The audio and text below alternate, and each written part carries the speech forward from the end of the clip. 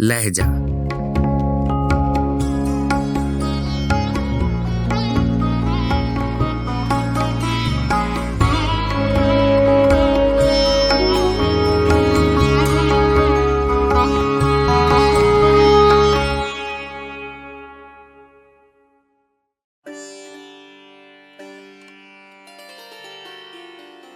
गजल सागर सिद्दीकी, आवाज़ व पेशकश राहिल फारूक।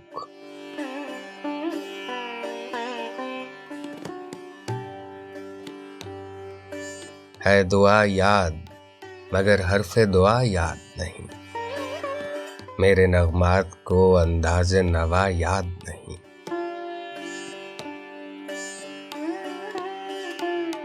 मैंने पलकों से दरे यार पे दस्तक दी है, मैं वो साइल हूँ जिसे कोई सदा याद नहीं।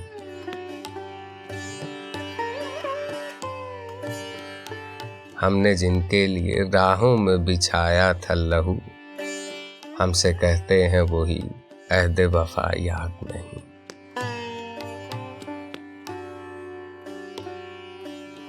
कैसे भर आई सरे शाम किसी की आंखें, कैसे थर्राई चरागों की ज़िया याद नहीं।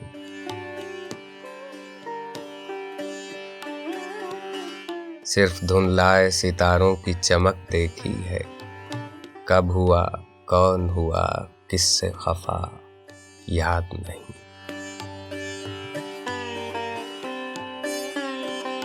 जिंदगी जब्र मुसलसल की तरह काटी है, जाने किस जुर्म की पाई है सजा याद नहीं।